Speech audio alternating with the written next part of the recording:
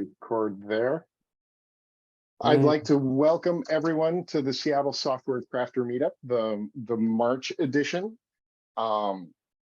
It's great to see everyone. The Seattle Crafter Meetup, we get together once a month on the fourth Thursday of the month to talk about how to get better at our craft, how to get better at what we do. We generally don't focus on any particular software language or tool. It's generally something that transcends all and that helps make us become better developers. We've been doing this for, I think the Crafter Meetup's been around for 15 years. Paige and I have been running it now for 5 or 6 years. We transitioned to online at an earlier time and have had good success with this in growing the community and having a wide range of speakers, which has afforded us the ability to have different and more enlightening conversations. But we were talking a little bit earlier that we do miss the in-person. And so we're not opposed to doing that. In fact, we might try and play with some of that. Jay Bazuzzi hosts the East Side Crafter Lean Coffee, which happens about every 3 weeks, Jay? Yeah, closer to every month, yeah. Yeah, closer to every month. When I feel like it. And that is in person. And it's a lean coffee event where folks get together and have some good discussions. Paige and I have participated in that, not since COVID, but prior to that, we would try and make that. And that was definitely, if you're local to the Seattle area, something fun. If you're interested, we can sort of help provide a format for setting one up in your community as well, too, to play with. Comment a little more on mine. So yeah, we are meeting about monthly online still. Okay. And when the weather is really nice, we will meet outdoors. So through the summer, as long as it's not like extremely hot. But both of those things are happening. And for lean coffee, someone has a backpack with a whiteboard on it. You're putting Post-its on it. I have brought Post-its to the park. We can sit around the picnic table and do it that way. It works. That is awesome. That is a nice awesome. ring to it. Post-its in the park. And so also like to mention that thank Industrial Logic for providing us the Zoom connection. Paige, John, and I actually all work for Industrial Logic. And we are a firm, a consulting firm full of crafters. You can also reach out to us if you want help growing teams and growing skill set on teams, if you have the ability. It's one of those things. Now, to go into a little more about today, John Fazzaro is going to be talking. I met John actually when I started at Industrial Logic, and we haven't worked officially on a project. We've worked and collaborated together on a number of different things. I've enjoyed my conversations with him about music, about teaching and coaching. Obviously, he and I both have children, and we've talked about that. I've enjoyed helping and working with him on some Android content that he had created, and it was very fun. And I appreciate John for the person that he is. I was very excited when he said that he was coming here and wanted to present, and I will turn the floor over to him now to talk about how to go fast in software development without even trying. Without really trying. Thank you, Steve. Thank you for your kind words. It's been a joy to work with you and Paige as well. Okay, so we'll get right into story time here. You guys can see the slide and you can hear my voice okay? Just all systems go. All right, Here we go. Tom was kind of a big deal. Spelled his name with an H, first of all. That's the first thing you have to, T-H-O-M, right? And he was a senior developer, and he had a few more gray hairs than I do right now. And he had come from, he had some household names on his resume. He had actually worked on software that I had used as a customer as a functioning adult in the 21st century. So not only that, but he was also kind of an accomplished amateur rock guitar player. He had toured with a cover band and they had opened for some different household names. So like I said, he's a big deal, and they built the entire team around him, out of people who had way less experience than he did, like tops 2-3 years out of college. He was what you'd call a big fish in a small pond. And then when I joined the team, as he would tell me later, when I joined the team, suddenly there was another big fish in his pond. So on paper, Tom and I should have been peas and carrots, right? I'm a developer of a certain age as well, and also a amateur rock musician, although I haven't opened for Journey. But in our first couple of interactions, which were in the team's daily stand-up meetings, he was already throwing red flags for me.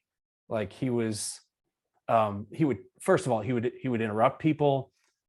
He would describe, these sort of side quests he would go on weekends and late nights. And he was often doing work that wasn't represented on the team's Kanban board.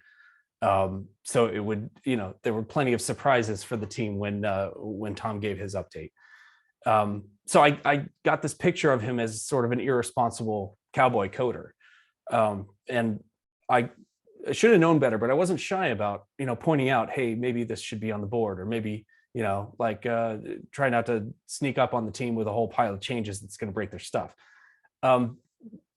But he wasn't exactly sweet on me either, probably because I kept poking at him. He saw me as a kind of an agile academic who was there from somewhere to impose my theoretical worldview on him and his team, which was doing just fine. Thank you very much.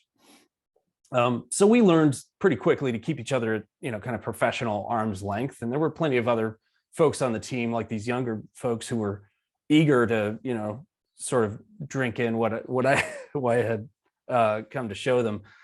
So I focused on turning up the good. I spent my time with those people rather than with Tom. And that worked out for a little while, but things kind of came to a head a few weeks in to my engagement with this team. I had seen enough that I was able to sort of compile a document of, observations and maybe a few recommendations for them. And one of these was about Tom and the way he showed up with the team. And I definitely, especially since I hadn't had a lot of contact with him, I didn't want to blindside him with this document in front of everybody. So I kind of messaged him privately on the side. I was like, hey, I wanted you to know I've had this, this feedback document, and there's part of it is about you, and here's what it says. And he was a total gentleman about it. Very, very professional. He said, quote, I'm going to have my big boy pants on. Let me have it. And he said it was a fair critique, even though he didn't agree with it and everything. This was great, right?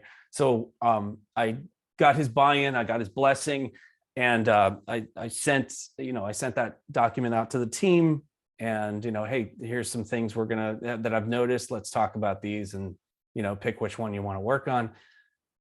It was a very satisfying moment for an agile coach, because so little of what we do is really visible. So this was kind of my deliverable. So it, in a very caveman way, it felt like handing in my homework. And that was especially satisfying because this is the week of Thanksgiving, right? And it was on that Wednesday, and I just kind of, okay, out the door. Now I can let go of work mentally for the nice long weekend, spend some time with my family. Great.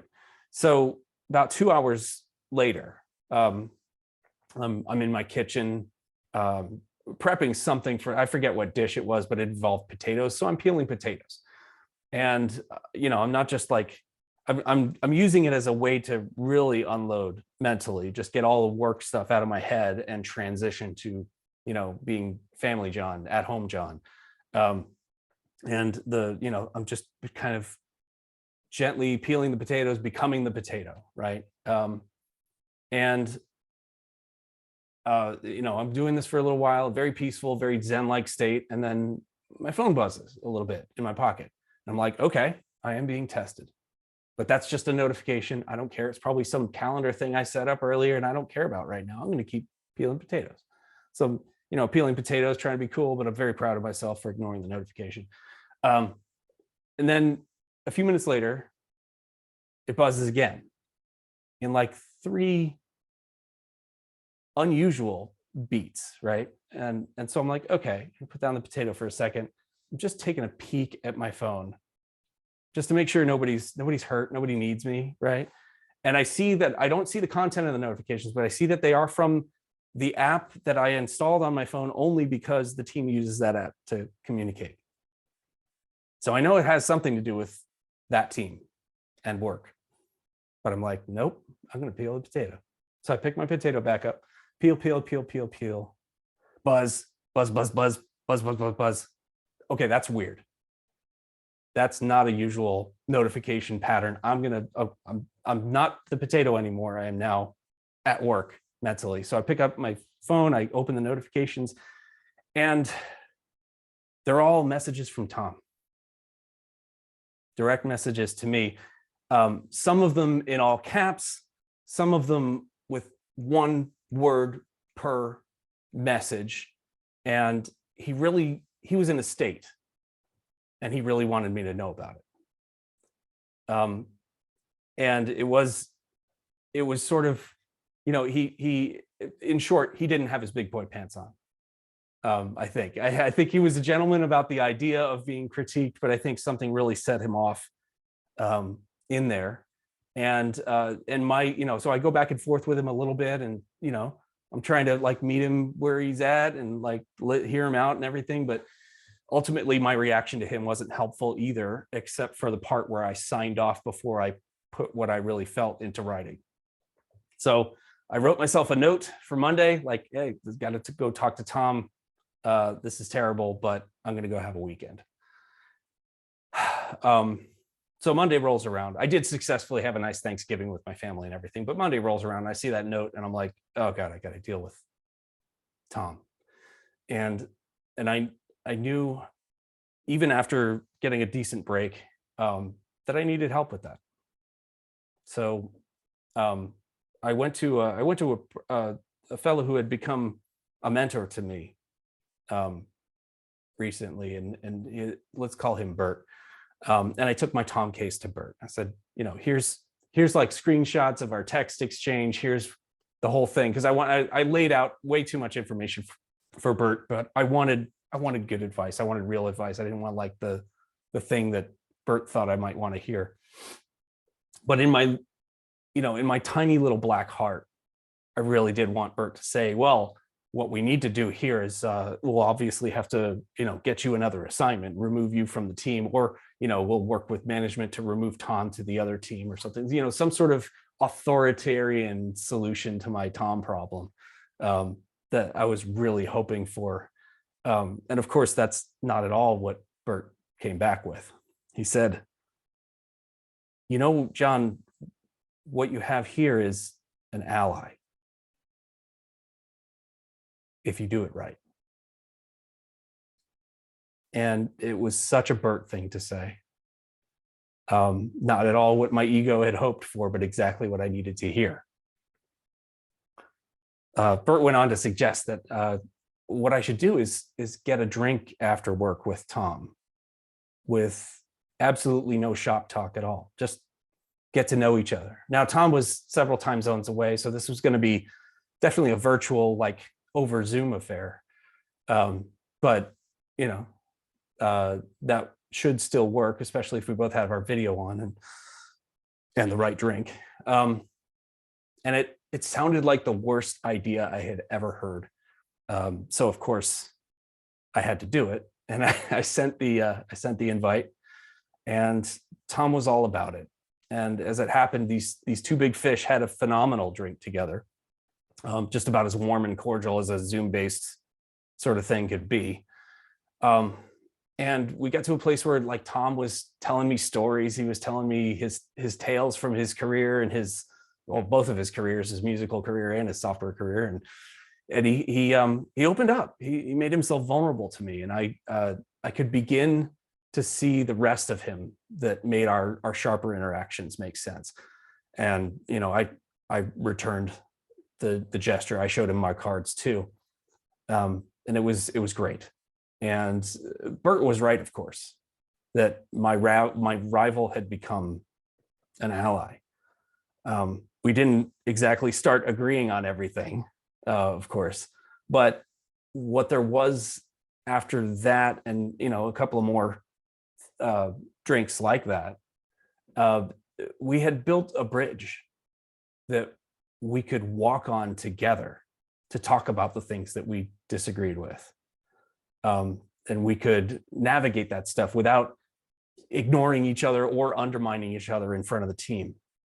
And, looking back on this, I wonder how many other times I had missed this in my work as a coach.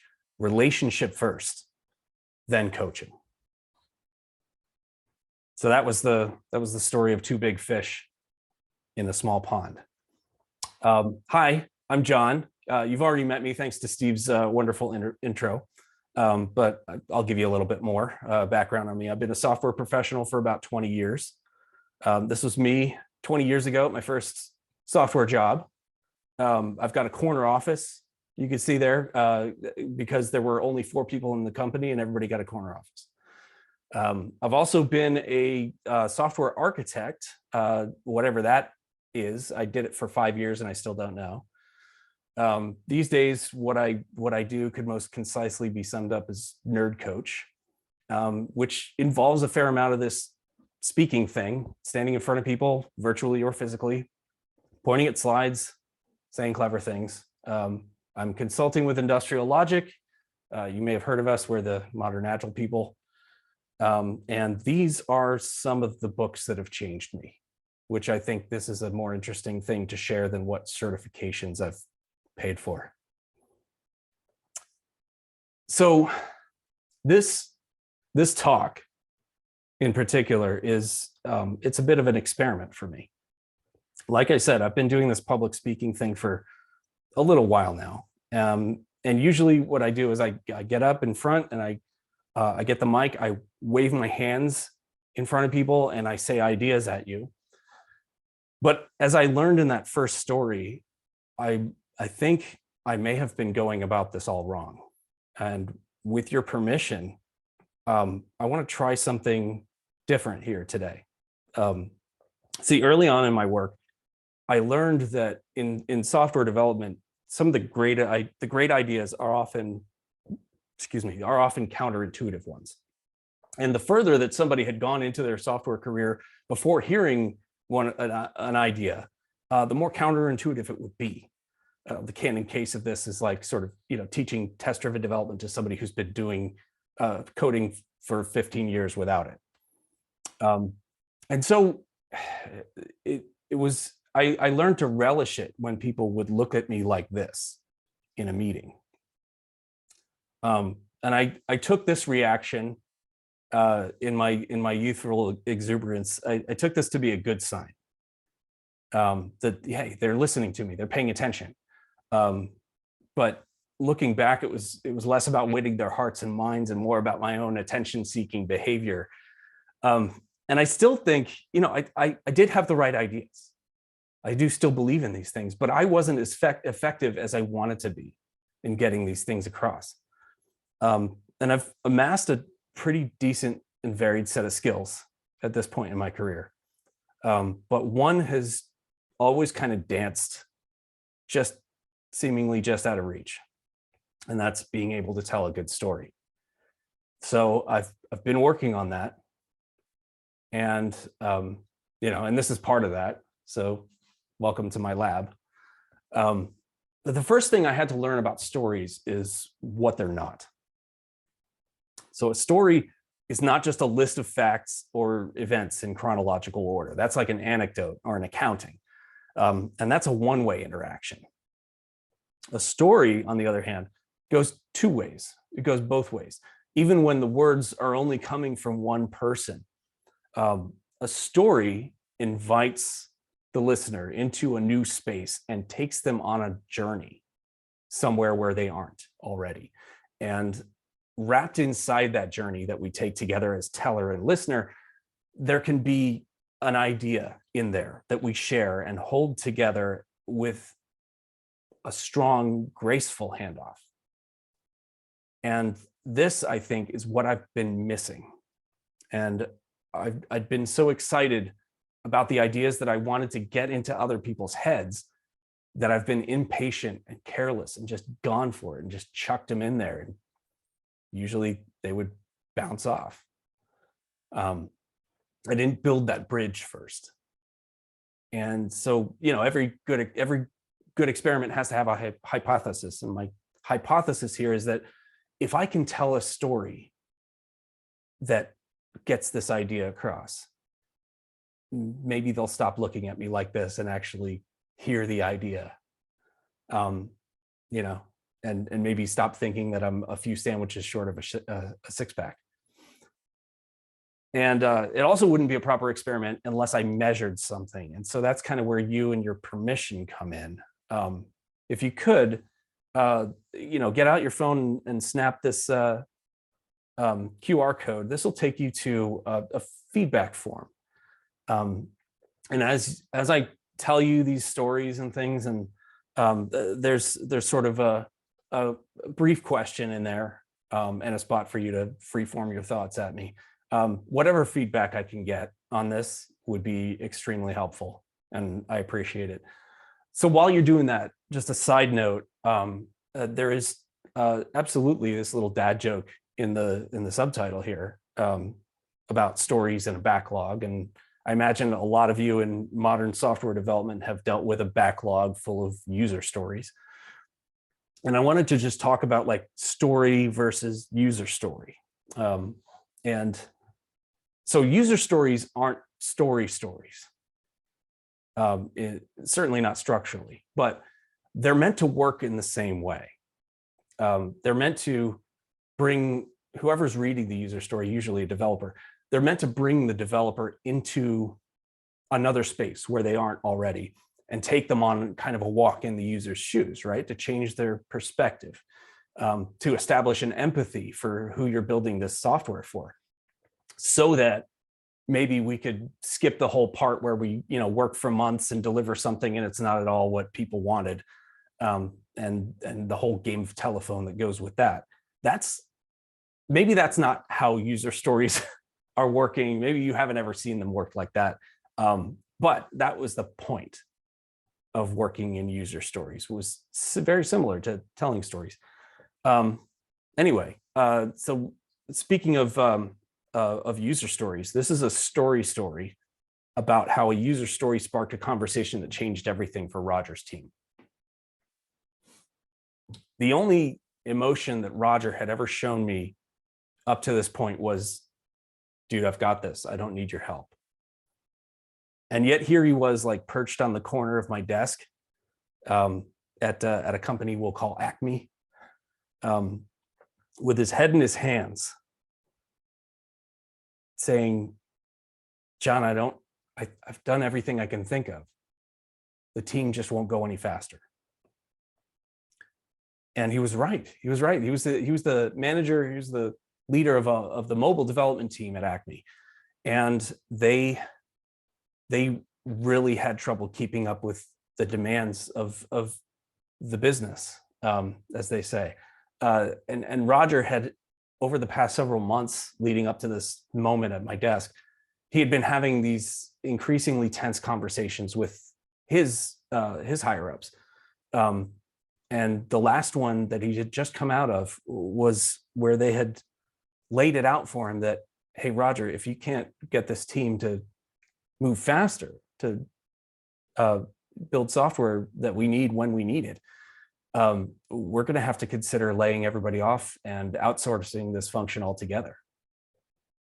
And, Roger was, he might have been a little standoffish with me, but he was a good dude. And this would have been not only a black mark on his resume, but really it would have cut him deep to have let a whole team of people down like that.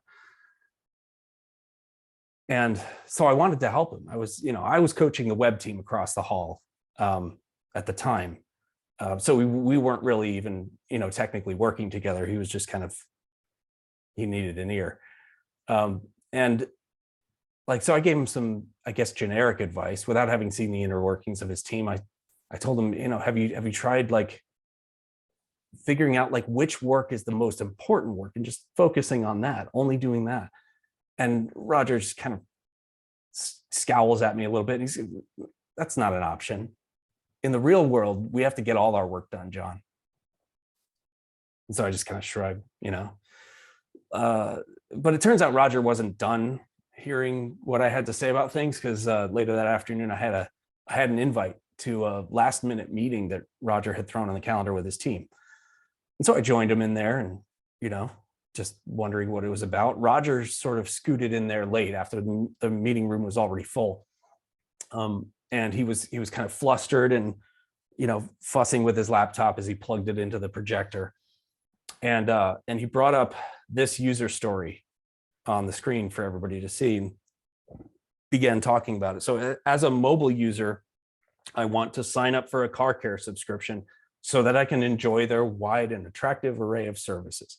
Now, car care was a lucrative partnership for Acme, and this was clearly, we're doing something to help out with car care, and we already had sort of a web-based sign up for car care subscription through our web app, and this was obviously, we want to do it on mobile now, for whatever reason. And of course, this is a nice, concisely written user story. It's clearly, it's well formed. It's about the user. But there was also an 11-page Word document attached with all of the specifications on all the real requirements. The user story of, that was a nice tip of the spear there. But he says flustered to the group, hey, I need you guys to, this just came in from the business. He loved to call anybody who wasn't in software development the business, as if their paychecks came from somewhere else. But he basically tells the team, we need to estimate this now. We need to, chop this wood and get an answer out. And so, to their credit, this team just kind of hopped into action. It was just, the room was abuzz with these tiny little conversations in every corner as the API folks were like peeling apart the spec and what data they needed to get in. Some UI oriented people were talking about the design and the styling and things like that. And iOS engineers talking to Android engineers, cats, dogs, getting along. And after a few, several minutes of this interaction, they kind of pulled all their numbers into a spreadsheet and looked at Roger and said, hey, this is going to take us about a month to get done. And the color just drained from Roger's face. And he goes, oh, no. The business needs this live within the week. And he sort of, nobody answered, because what do you say to that? And Roger just sort of fills the silence with this slow, steady stream of like corporate speak, which essentially translated to, yeah, you're going to need to come in on Saturday. And then the oxygen just kind of left the room and descended into this silence that was really thick. And so, of course, I had to break the silence with the stupidest question I could think of. Why? Roger again scowls at me and says, what do you mean, why? Because that's the ask from the business. Roger also liked to use ask as a noun. No, I said, no, why is that the ask? He says, because we have an SLA with the business that we, and I'm like, no. We're kind of going back and forth, me and Roger.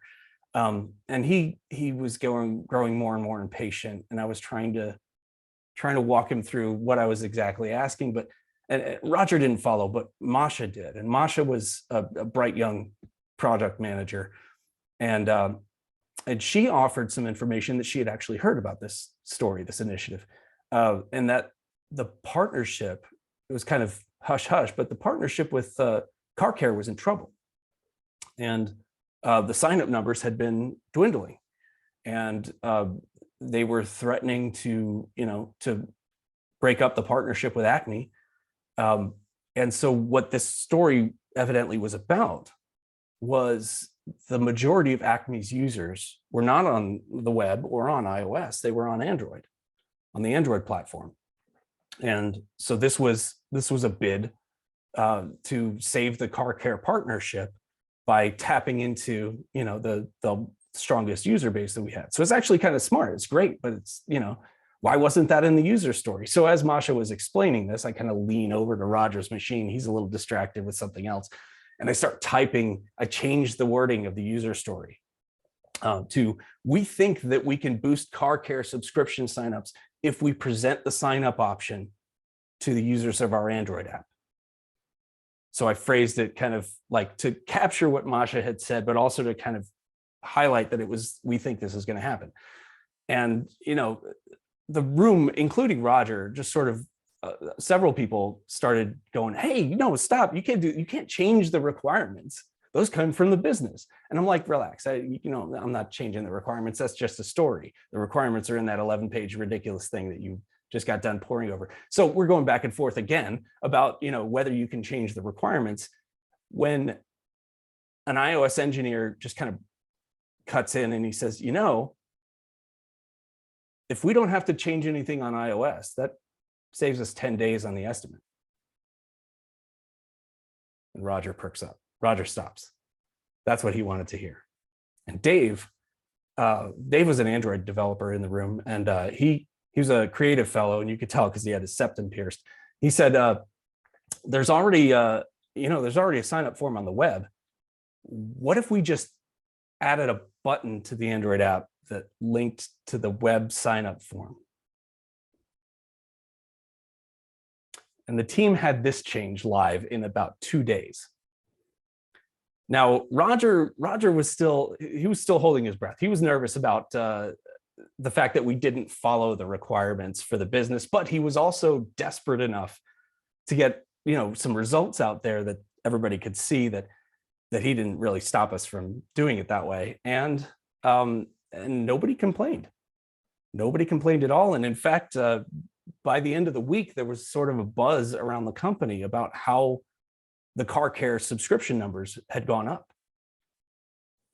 And a few sprints later, Roger stops by my desk again to tell me that those conversations about outsourcing the team, that they had completely stopped. There was no more of that talk.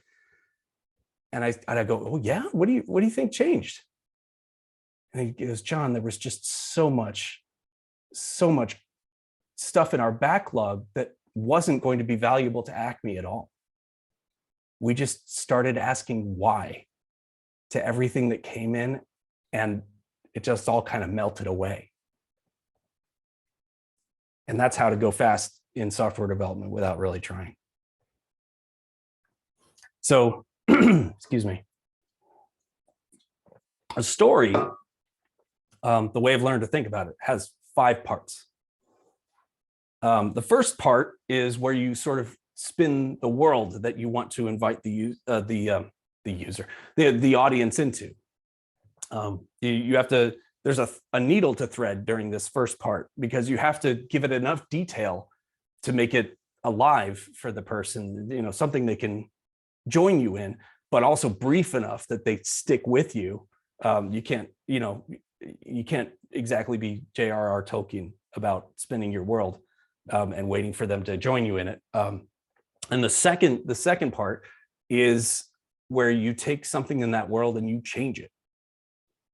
For example, I join a team that already has a leader, or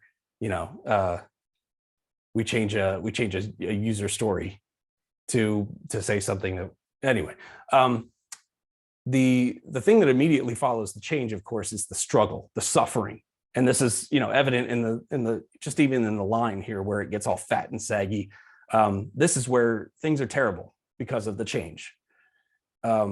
But eventually that change has itself a changing effect on the people who are suffering. And they look at something, this is sort of a pivot section, the fourth part, where they look at things a different way, or they try a different approach, or somebody new comes in that can help. And then this fifth, the final stage sort of mirrors the first stage in that you're describing the state of a world, except it's after this change. This is the consequence of the fat and saggy bit. So if you're like me, hearing about this, these 5 stages of a story, you're sort of mentally mapping them to maybe, a story that you're really familiar with. Like Luke was a farm boy, but his head was in the stars, and his grumpy uncle didn't want to let him go to the academy. But then he meets a wizard and some robots, and his aunt and uncle were murdered. And so he follows the wizard and the robots into space. They get captured. They fight all these terrible, intense battles. Some of them they win, but sometimes they don't. Like Luke, his hand gets chopped off at one point. His friends get hurt and kidnapped. But Luke has been learning the Force. And now he's got a different way to fight and to think. And he uses that way to rescue his friends and confront the bad guys. And they eventually destroy the Empire. He gets closure with his father, and the galaxy is saved. So this curve works on that like epic level, but this is fractal. It works in the small as well.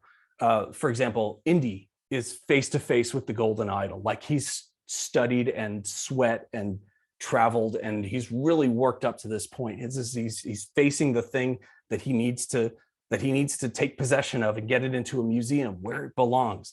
This is it.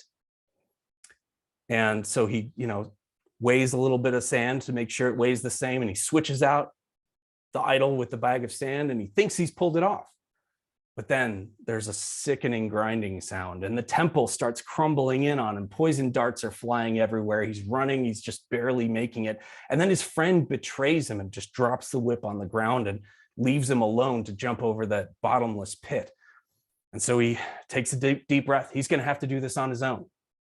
And he barely makes it. He takes a running jump, and he makes it just under the closing door, and then he's chased by a giant boulder, and he pops out the front of the cave, and of course he makes it, and everything's great. The idol makes it into the museum.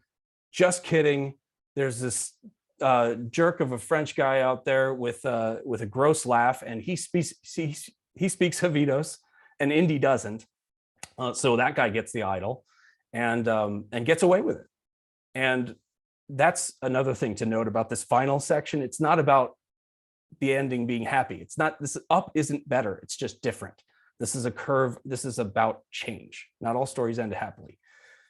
So stories are big and stories are small, but they don't just happen in movies and books, right? And I'm going to assume you haven't lost your hand in a galactic battle for freedom, or had your new golden fertility statue bogarted by a rude but somehow very clean person in the South African jungle, or the South American jungle. But there was that one time when I was hungry, and I walked over to the kitchen, and I got out the jar of pickles, and I was like, oh yeah, I really could use a pickle right now. But the lid was stuck, and no matter how I twisted and yanked, it wouldn't budge. And then my wife walked in, and she just grabbed the pickle jar from me and torqued it clean off. And I got a snack and learned that my old lady's arm wrestling lessons are totally paying off. So yeah, there's stories are everywhere. Also, I don't know how many of you recognize this, but this is Virginia Satir's change model. And this is sort of an idea. This was a thing that, she studied family dynamics. So this was sort of a thing that was used to describe what would happen when a new baby was born, for example, or when the parents got a divorce. Just something changes, there's suffering, but then they come through it in in some transformative kind of way. So that's a mental model from sociology, from family dynamic studies. And I'm not in the social sciences. I'm going to guess you're not either necessarily. But why do I know about this? And those of you who know this model, why do you know this? And you could say, yeah, okay, software teams are like families in that they respond with the same dynamics when things change. But other than that, like change in general is sort of an exercise in suffering. And software is the business of change, like delivering, value through changing fast. And stories, when we know how to tell them, stories give us a way to experience change safely together. Right? I mean, I just told several stories and no harm came to any of us. There was no suffering, but there was empathy. There was a journey together. There was learning. And they enable us to, without firsthand experiencing everything, we can learn from other people's experiences. So that when we encounter a new team or new teammate or new user story or new technology stack, that we're already sort of pre-equipped to handle those things. So speaking of, here's a story about when all three of those things were new. So the Tiger team had been assembled. It was day 3 of the shiniest new Greenfield project that any of us had ever been on. And we already had like the pipeline built and everything. It was running clean, notifications going where they should go, when they should go there. And we were breaking ground on a high profile, long overdue rewrite of our biggest client's e-commerce website. It's very exciting. And we were throwing the book at it. Like everything that had ever gone wrong on a project before, we were going to do it right this time. We were going to use all the tools that we wanted to use, but weren't allowed to. And it was classic second system problem all around, but it was, it's fun. Second system problems are fun. So like, yeah, what could possibly go wrong? We were pumped about things we were going to build and things we were going to use, but we were just as pumped about what we weren't going to do. And specifically, we weren't going to have to code a login page. And day 3 was the day we weren't going to do it.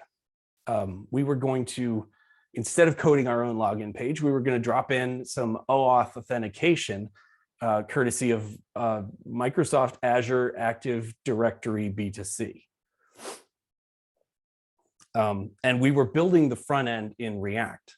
So the first thing we did was we Googled React Azure AD B2C, and lo, there was an NPM package with exactly that name, just with hyphens between the words. So this was totally going to be a piece of cake, right? Just after lunch, we had fresh coffee. The mob was there, and the driver fired up the console, installed the NPM package, and we were just off to the quote unquote races. So we were like, from the docs, we gathered that we needed to put a config file in there, just so with the key and the ID and the client secret and all that stuff that that you have to do to get the mirrors to line up just right. And it was a little boring. It was a little like shaving a yak. But did I mention that we weren't going to have to code a login page? Anyway, so we get all the things plugged in, and Ricky fired up the local site, and the screen had gone blank. Like this used to have that nice, atomic React logo thing in it. Nope, nothing. Okay, who gets it right the first time? That's what this is all about, right? So let's check this error message, fix this thing, fire it up again. Okay, it's still blank. Fascinating. So let's try it. Let's try it this way now. No? Okay. We kept at it. And somebody suggested that we call it a day or at least take a break. And Dave, in particular, he said, you could take a break, but I'm staying right here. We've almost got this. And so, kind of chopped away at it for a little while. And it was around 8:45 that evening that we really started to worry about that blank screen. We had been at this simple task since about lunch, and there hadn't been any distractions, no meetings, no emails, no breaks. We were laser focused on getting this auth wired up. But now we were out of ideas, out of gas, out of patience, out of time. We had only estimated an hour for the auth work. How are we going to explain this to the client in that meeting at the end of the week? How could we call ourselves professionals? We sure as hell weren't the Tiger team. We were stuck. We were incompetent. We were confused. We were embarrassed. Against every instinct, we called it a day. 8 hours of focused work with nothing to show for it. We were just totally defeated. That night, I remember somewhere in the wee hours, in a moment between sleep stages, I had a stray thought about the NPM package and its code in the GitHub repo where we were reading the docs. Dismissed it, went back to sleep. The next morning when I got in, though, I noticed that Ricky and Dave were already in the room, in the team room, pairing. And there was definitely like some excited screen pointing and laughter going on in there. You know, the classic pairing screen pointing thing. They were doing that. And I approached cautiously. And there was definitely a working authentication UI in their browser that we didn't build. What's going on, guys? John, the auth is working. We had the wrong version of the library in the NPM package that was out of sync from the GitHub repo where the docs came from. And I just about dropped my coffee. Dave added, yeah, Ricky had that idea on her drive home last night, right after we left. So obviously the lesson here is that if you and your teammates mob program together long enough, your sleep paralysis demons will start collaborating. Just kidding. What we learned here the hard way was what Kent Beck had spelled out a few decades ago in Extreme Programming Explained. He said, software development is a game of insight, and insight comes to the prepared, rested, relaxed mind.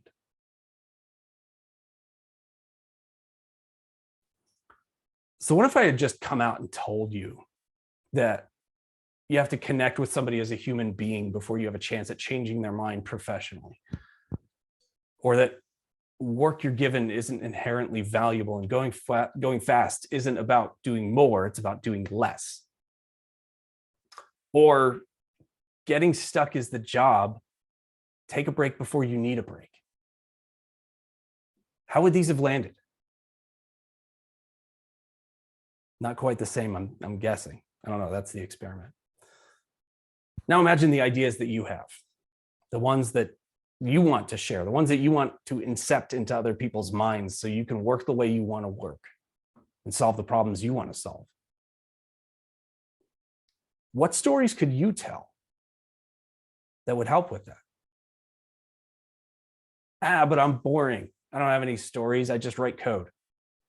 Nobody thinks they have stories. But like, what was up with that email that you were reading right before this meeting? What about that weird moment in the meeting last week? That time that you had to make a choice. You made it, but was it the right one? Remember how small this curve can be.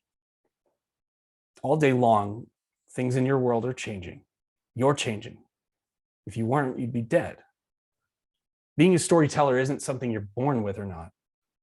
Finding and sharing your stories is a skill like any other, to be practiced. This talk and sort of these notes that you're seeing right now, this is how I've been practicing. It's been about a year now. I make a daily practice of identifying at least one story that might have happened that day. I don't write the story. I just like, hey, what about this? It's like a one-liner. And this is several of them, names blocked out to preserve the innocent. And there's so many more of them than I thought there could be. And not every one of these things is going to make a great story. Not every one of them is even properly a story, but the point is I'm in the habit of looking. And so I'd like to end with a challenge. What's in your backlog? What are you sitting on that you're too shy to publish? Or too shy to even tell a friend? What experiences have you been hoarding that, like, if you took the time to bundle up safely and share, might make all the difference to somebody else? And you can start small. Like, you don't have to get up in front of people halfway across the country like this and tell your stories. This might be just in a, with a friend over coffee, on a one-on-one meeting, a Slack thread, a tweet, if you're into that sort of thing. But you have stories that we need to hear. So please don't wait too long to start telling them. Thank you. Nice. Woohoo. Nice. Thank you. It's so funny because I've heard a lot of people talking about, it more in coaching in my case, but just talking to people and teaching and sort of spreading that knowledge. And you're right. Sometimes I think I know TDD, I know pairing and mobbing, and like I don't have anything to say about that people haven't heard. I have nothing new. But then I think about I also do martial arts, and I don't know, maybe I was like 2 years into it or so, and still fairly new and fresh and still learning. But I went to a seminar with a senior student. I went to Missoula, Montana. I'm in Seattle, and like my teacher's teacher was there, right? And so we were watching this seminar and we were talking about it afterwards. And at one point he said to me, your technique's not working if you just point that knot on your belt at your partner. Keep your center aligned with your partner, right? Your technique is going to work a lot more because they're right in front of you. And I thought, oh my God, that's it. Oh my God, that's the answer. It works. And I drove all the way back like 3 hours from Missoula, and I was like, yeah, wait till Sensei hears about this. This is the awesomest thing I've ever got. And I got back to the dojo and walked in, and my sensei, she said, hey Paige, how'd the seminar go? And and I said, great. And I almost started to talk about it, and then I realized, you know what? She's been telling me that exact same thing for years now. I just wasn't listening. And there's something about telling a story and hearing it from multiple people that, in different ways, that you get the same information, but maybe you need to hear it a different way. And so I'm kind of piling on to your, like, everybody has a story. And even if you've heard it 14,000 ways, you have a different way of saying it. And if it's something that you are passionate about or worked for you or didn't work, but is important to you, like, share it, definitely. Yeah. So thank you. I really enjoyed that. I got a lot out of it. Oh, fantastic. Thank you. Go ahead, Eddie. Oh, that's clapping. Sorry.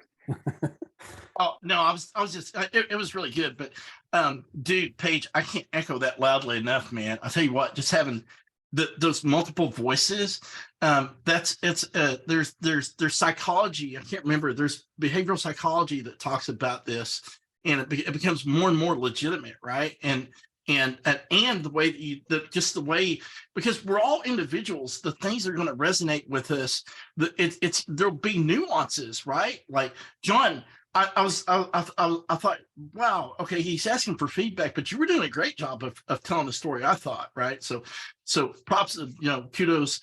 You're learning, clearly. I wish I was that good. But it's just the way that people say things, because we're all different. We perceive things different. We say things different. That's going to match up, right? So it never hurts to try. Yeah. Yep.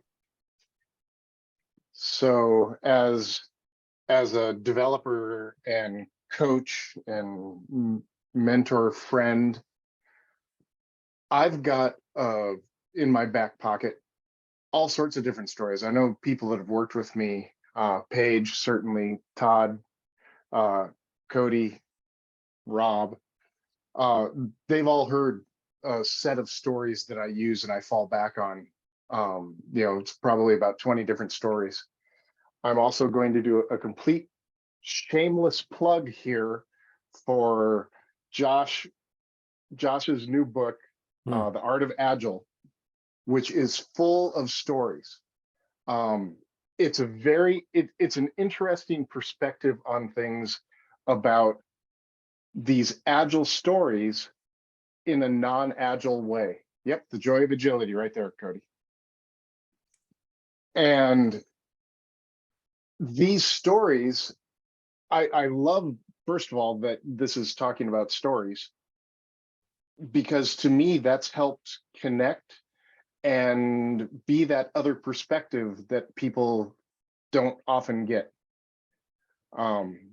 You can tell about all the mechanical parts of TDD or about why collaboration is good, but you can tell a funny story, a sad story, a painful story, and they will connect to different people in different ways.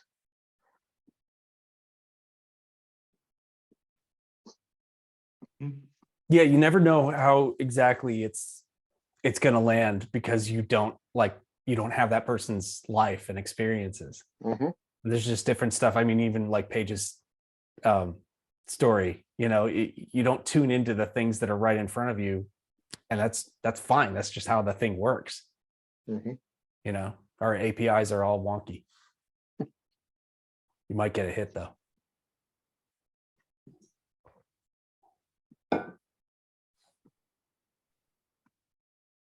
Does anyone, and so the other thing with the stories that I have, I said I've got like these 20 different stories that I use regularly. I've iterated on them. I haven't embellished them, but I've practiced on talking about them and presenting them to different people. And so as you practice the storytelling, you will get more skillful at it as well. And be able to connect better. And that's part of it. And it goes back to the first story that John was talking about. It's about gaining that connection and getting a connection with a person on a different level. And that goes psychologically. We have two different parts of our brain. One part deals with data and analytics and facts. The other deals with the emotional and the colorful and the side that is a lot less analytic. And that's where you're connecting when you're telling the story. And that part of the brain is the part that will remember things in context much better than just the listing of facts.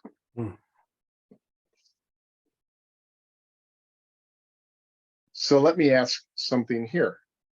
Does anyone here have a story about coming up with a story or hearing a story that was impactful to you from someone?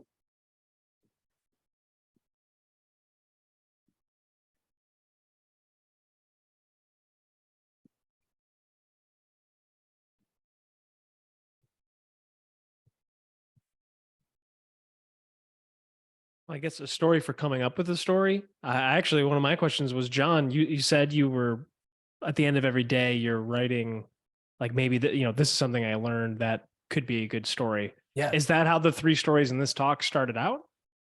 Yes. Yeah, actually they came from just a daily 1-line journal. That's awesome. Yeah, I think that's a great way to, you're telling of a technique, and you're like, this entire talk was made by that same technique. Yeah, it's just, I mean, like it's the line of text, but it's more the looking that leads to the line of text. That it's like a kata, martial arts wise or code wise, that you're just practicing a reflex, and then all of a sudden it kicks in. Yeah. Yeah, and the model, like the 5-part model that I gave you, there might be other, I'm sure there's other storytelling frameworks. That's just one that worked for me. But that was the other thing that sort of like, I could take something from 1 line of text, like a stupid note to self, right? And I like, if you just said, make a story out of this. I'd be like, that's a huge blank page, and I'm gonna go play video games instead or something. I could play guitar this afternoon. I don't feel like writing that story. That's too big of a leap all at once. And like a lot of agile things that we do, you can break it down. You can make it smaller steps, and it lowers most importantly for me, it lowers the alarm rate of my lizard brain, telling me that nobody cares about that story. Shut up, sit down. That I could just sort of drape that one line of text across 5 steps, 5 rungs of a ladder of just climb the ladder, right? Just create the world, create the change, tell about the change, describe the suffering, what's the turn, what's the prestige, all that shit on the end, like just breaking it down made it suddenly I'm telling a story, and it's like, oh, okay, I'm already here. There are the art of storytelling is slowly fading, but it's getting a resurgence in a lot of ways. There are a number of places I know, at least in the Pacific Northwest, and I'm fairly certain throughout the US and probably throughout the world, where you can go to classes, and generally they're free classes on storytelling.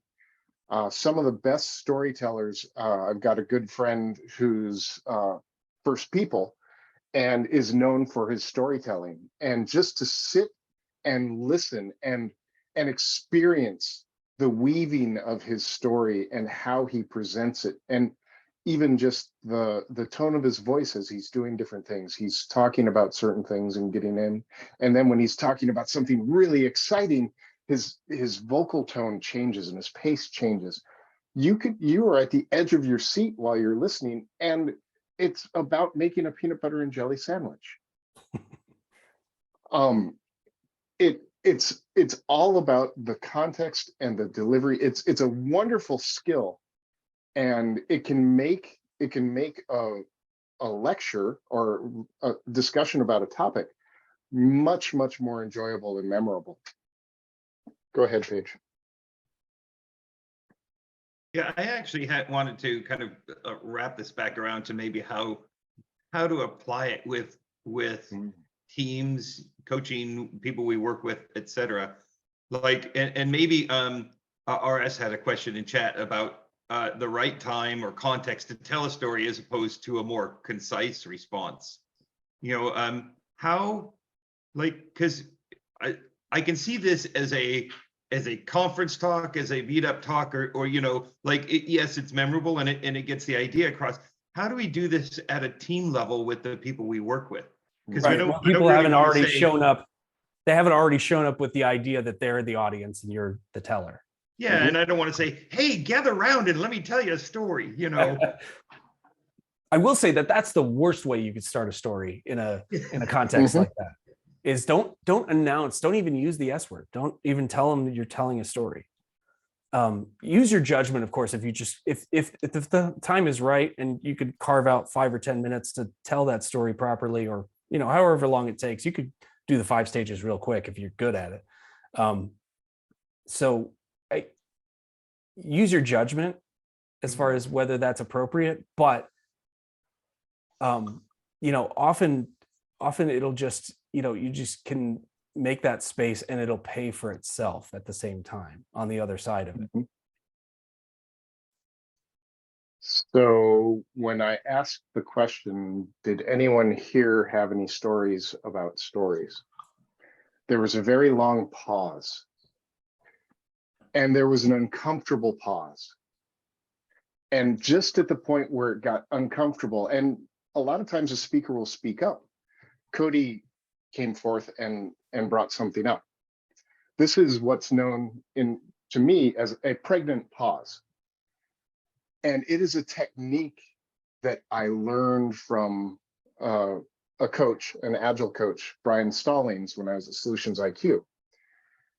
I was not that experienced with it, but I saw him do an agile, a standard, certified Scrum master course. And he wielded that technique like an expert swordsman. And being able to weave that in and ask the right question and pause and wait for it to get uncomfortable and let it go past that uncomfortable stage. Oh yeah. Yeah, that's the hard part. And then the depth of the answers that he was able to elicit out of that was amazing, because once you start that talking, it happens. And the reason why I just went into that is that was weaving that story into something that we just talked about beyond telling you what it was. Now, it didn't quite fit all of the technique, and it's not that practiced of a story, but it's those types of techniques that I've found useful to help talking about things actually cement some points in a little bit differently.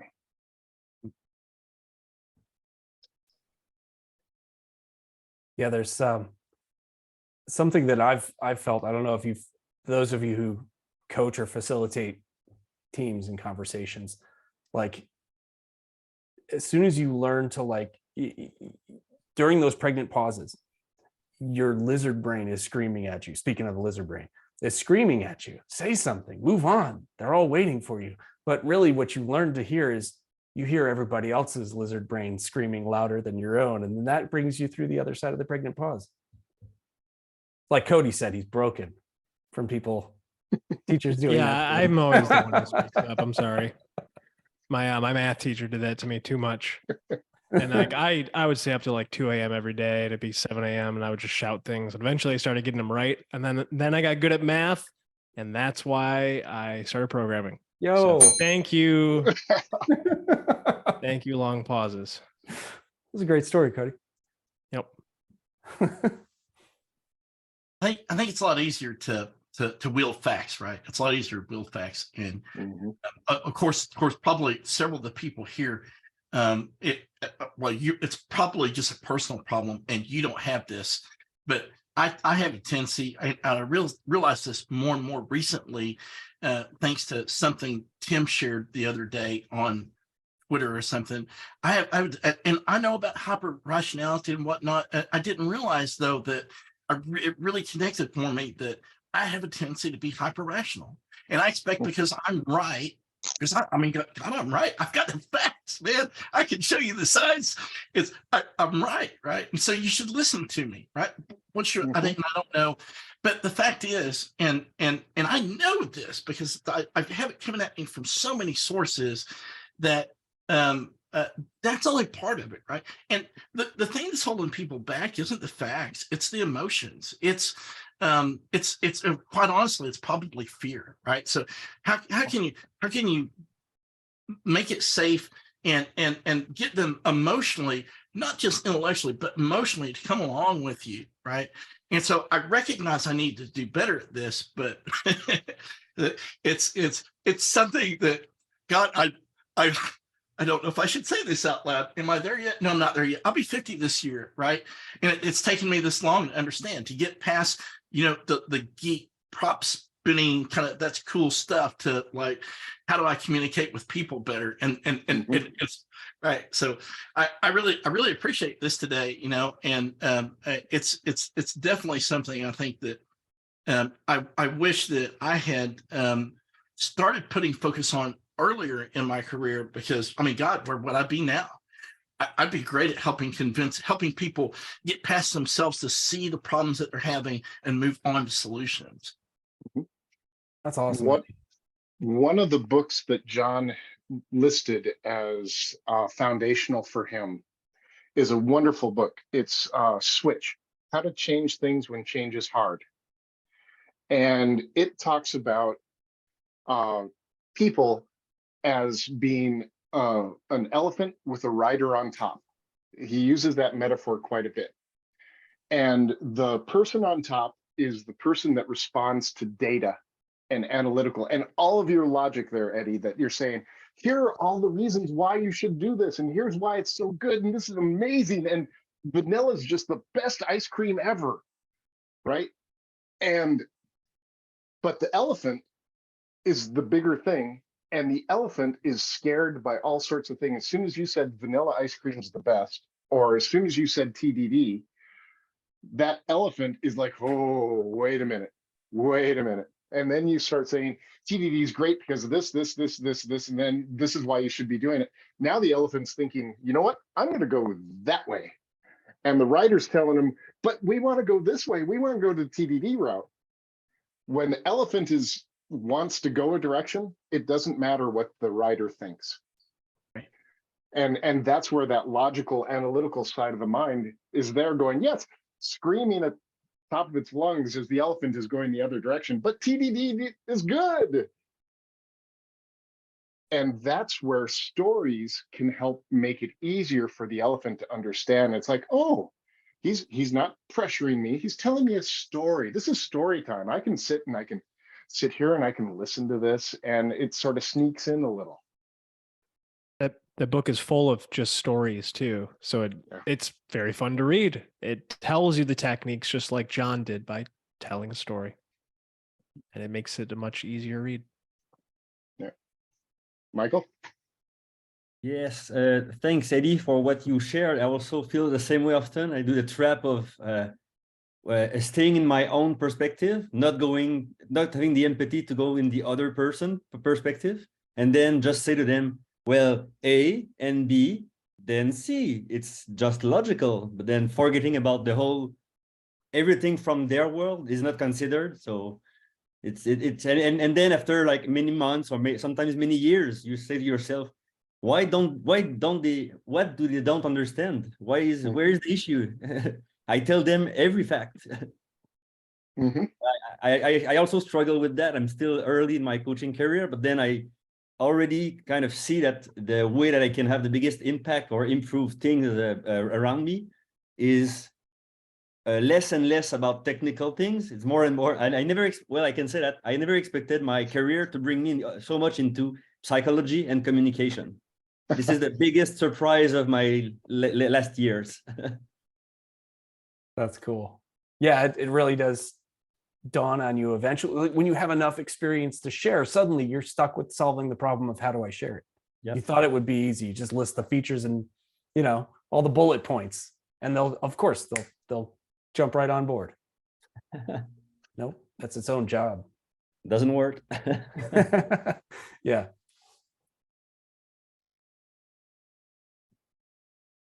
Something that helps, though, I suppose, if you if you are at that point, you got to that point by learning things from other people. How did they do it? Did they sneak up on you with story time, and you didn't even notice it because you were relaxed and eating your vanilla ice cream? Mm-hmm. One of the things with those stories is I tell stories that are good and bad for myself. It's not always, yes, I did this, I did this. One of the things that I talk about, if I fall back to TDD, is it took me 3 years of doing TDD before I was fully on board with it.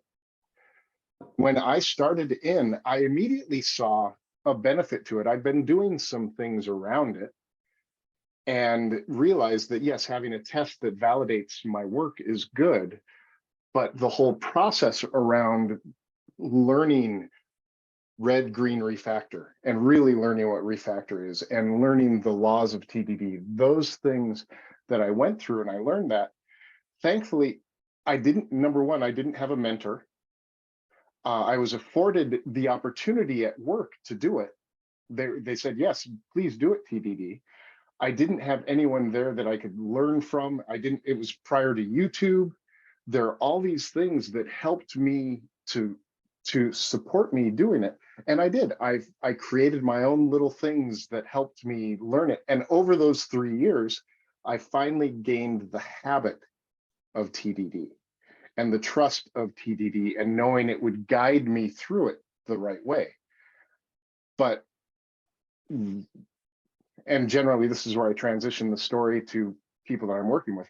Right now, you have the opportunity of having me here to help you with that and bring that. So hopefully it won't take you 3 years. It might take you 3 years before you truly embrace TDD. I know Todd has heard me with this talk, Todd Colby here. And To me, it's the story that shows, Indy's there. He's been waiting for that idol, and he just got it taken from him by evil French Nazi. That shows, oh, but now there's hope because you could get it back, and you could do it better next time, or better than I did, and not wait 3 years.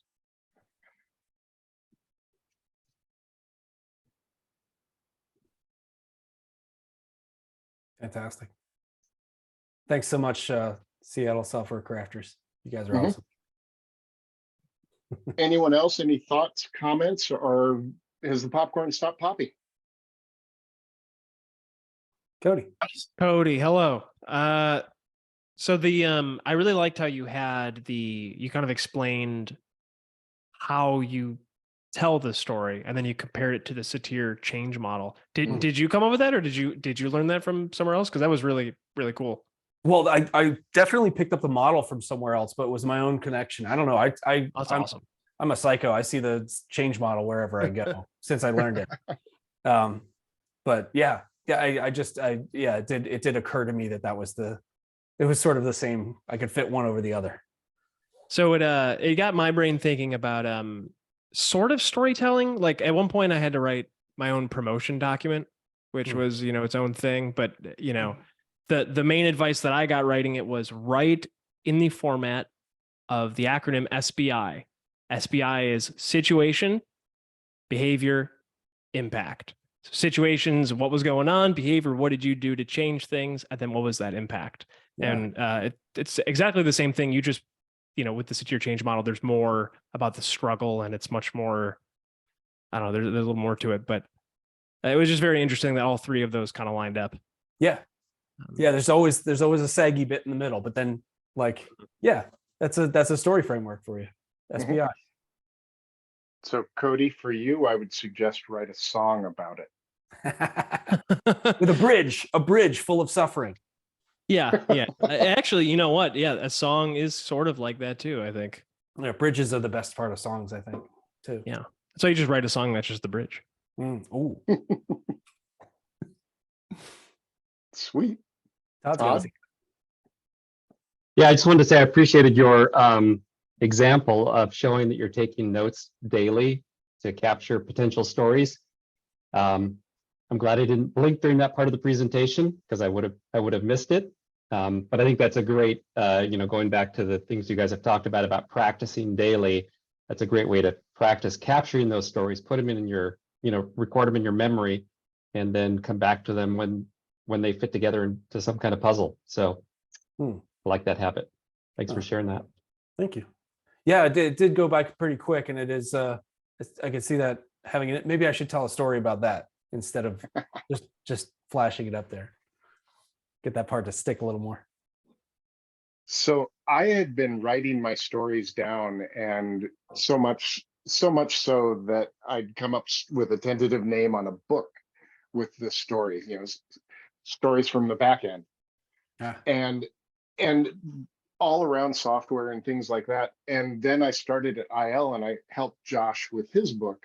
And I'm like, oh, well, now that I've helped Josh with his book, now I'm just copycatting his book. So the wonderful thing, and that I think about with it, is write the stories down, and then who knows, maybe at the end of it, you do have a book. Not that we're all here trying to think of, I should publish, but it's one of those wonderful things of, hey, I got all these stories. Now what am I going to do with them? Yeah, why not? Even if you had published a book, I think, of your stories, and maybe a significant number of them didn't overlap with Josh's stories, that it doesn't matter that it would be copycatted. Those would be your stories. Yeah, I would do the shit out of that. Yeah. The part that was also helpful to me is, like Eddie, I figured out logically we don't need to tell the story; we just need to tell the answer. Yeah. But doing that daily habit of writing down things that could have been a story will help me think of how to convert those conclusions into stories, which is the habit I need to work on, the practice. I was talking to a guy. I'm in between. I'm in this journey in between gigs. I think I got something coming up here a little bit. But I was talking to this one guy who wanted me to come over and help with some stuff. And we were talking about the forces that line against change and like how what needs to be in place for to even like consider that change could happen. Like you've got to have support from the top, and you know. And this guy talks to CXOs, he's like, all the time. And he's sitting there and he's telling me, he said, well, Eddie, a lot of the chief officers, the chief CXOs are out there are scared to change, they know they need to change. They're scared to do it. They're afraid of actually making things worse. Right. And facts don't get them there. They got the facts. They know they need to change. They need somebody that can help them, feel like it's safe to try something, give them a way that, is that somebody to come in and not say, hey, I'm right, but to say, hey, let me feel your pain a little bit. Let's try to, partner and come up with something that can work for you. Like there is something that can help this. Let's work through this together. Let me be your Obi-Wan, right? Beautiful. Yeah, with the executives especially, you not only have to think about the elephant, talk to the elephant, you have to whisper to the elephant. You gotta be careful with that elephant. Ryder isn't listening. And sometimes the stories, especially when you're the CXOs, when you're talking with them, although they're bringing you in as the expert, it has to be their idea too. And a story can help make it, let them make the connection and have it be their idea. Which is, again, the whispering in the elephant's ear, but a slightly different topic to whisper at. Yeah. Anyone else? So it seems like we're at the end. John, thank you very, very much for coming and talking to us. I appreciate it. It was a wonderful talk. My pleasure. It's the best user group ever. Thank you, everyone. Say that to all the user groups. Thank you for everyone that stayed through this, participated as well. It's wonderful. Again, generally, thanks to Sherry for typing in crib notes. Appreciate that quite a bit. Next month, we will have Stephen Baker coming and talking to us about remote working for workers. Stephen Baker is now that I've met him in person, a larger than life person that is, I'm looking forward to it just to see where it goes. He's wonderful. And then I think in May, we've got Ted Young coming and talking, and we are still in the process of developing who's going to be talking this year. If you have an inkling or a desire and would like to talk, please ping me through Slack at the Crafter Meetup or through the Meetup. Always good. As we know and have experienced, we are friendly. We don't bite too hard, and we like to grow our own as well as getting some other speakers. We don't have anyone lined up for June on right now, but that will be coming soon. We'll be playing with more of that. So again, thank you all for coming. Thank you all. Thank you guys. Have a great day. Thanks, John. See everybody.